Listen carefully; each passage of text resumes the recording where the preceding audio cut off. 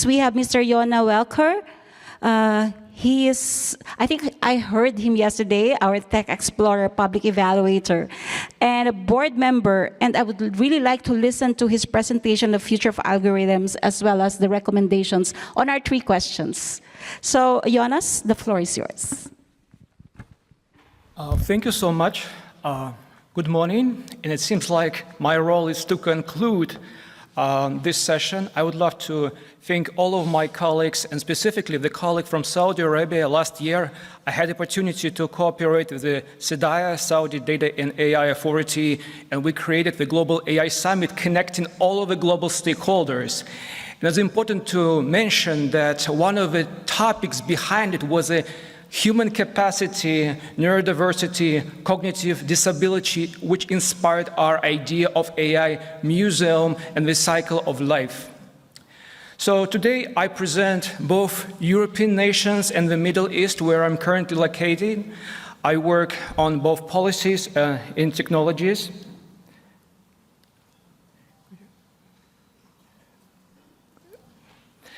And also I present both the position of a patient, the learner, creator of technologies, and policymaker. And that's why my goal is to present all the angles someone who used technology, experimenting on myself, and affected by the risk of this system, but also creating the new opportunity, the new vocabulary, the new meanings, and improving the capacity and skills for all of our colleagues, technologists. And finally, bringing into the mainstream, to the culture, to exhibition, to museums, showing people how looks like the future of humanity cooperating with AI. And first of all, I would love to remind all of you that currently there are over 1 billion people with disabilities around the world. And one thing which we all should remember, that disability is not a monolith, but rather the spectrum where we have a cognitive, physical, sensory disability. It's also affected by layers of age, gender, ethnicity, geographical, and historical context. And that's why all of this context becoming a part of the research when we're working on AI for schools or education. And unfortunately, it's still one of the most marginalized groups, and we hope to use AI to improve opportunities for people with disabilities. So what generative AI could do in this field? So on one hand, AI itself fueled the social robotics, solution for dyslexia, attention deficit, and generative AI on one hand fuel the research in finding the new scenarios, the new ideas and concepts in this field, but also help to fuel the new areas of accessibility technology, text, and speech technologies, making classrooms and workplaces more inclusive. But at the same time, it helps to fuel what we call assistive pretext. When something created for people with disabilities, after that can be used for a broader society. And generative AI help us to find the scenarios, cases, and research it better. And finally, it helps us to explore the new areas of a human dimension. We actively use generative AI, creative, the neurofuturism festivals, technologies, in demonstrating the potential of both human capacity, disability using AI. And recently, we had opportunity to create the library with the OECD, over 120 technologies, assistive technologies, using AI to empower the human ability.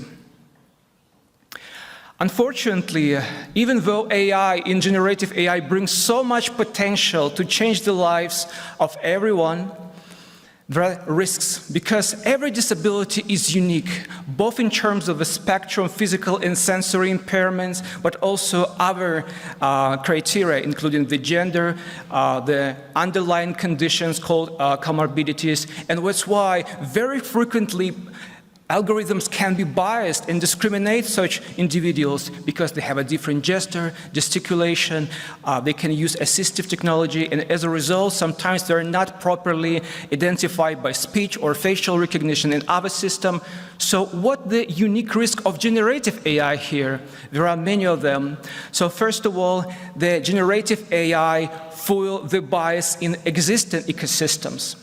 So if we have the workplaces or classrooms where we use the robotics, where we use the facial speech emotion recognition, which are already based on the biased data sets, if we fill it with more content, generative content, we can even amplify these risks.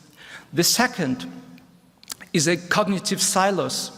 So we use social robotics to support children with a cognitive disability, autism, Down syndrome, and very frequently this assistive technology is almost the only friend and communicator which involved in interaction with the child.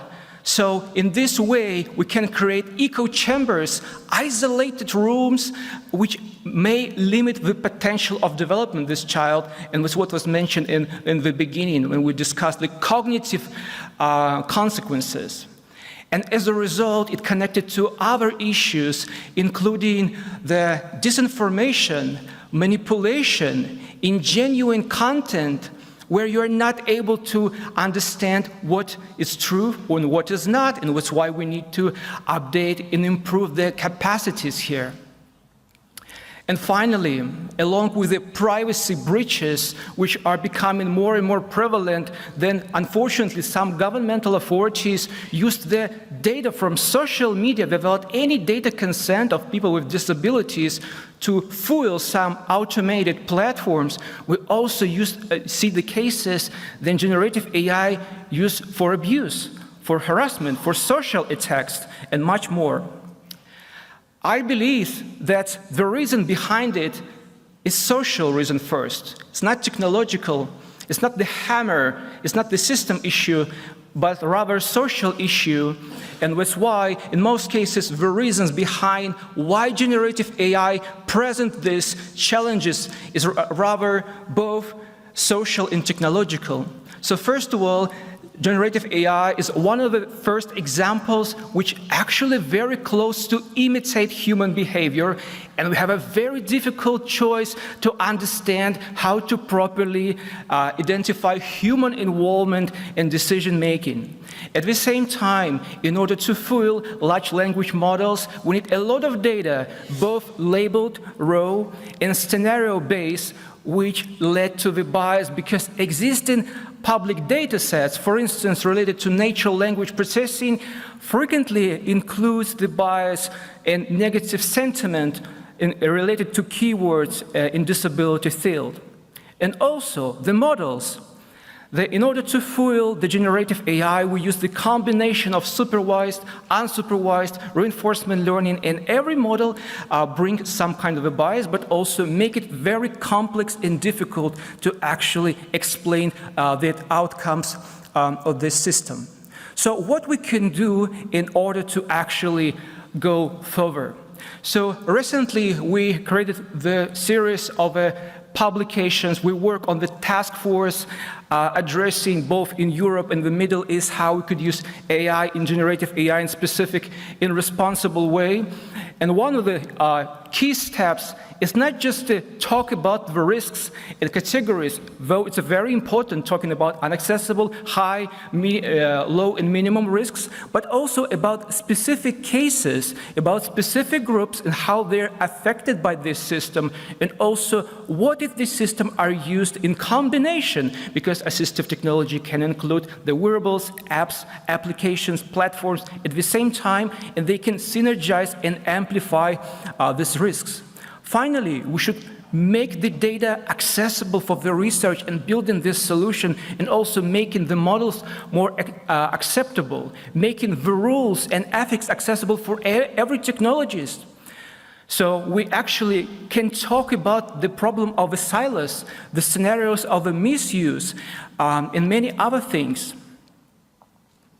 And finally, one of the last things which I constantly repeat, that in order to go further, we should talk not only about the technology and policy, but people and how every disability is unique. We should remember that disability is intersectional. It's about different genders and about different abilities and comorbidities behind it.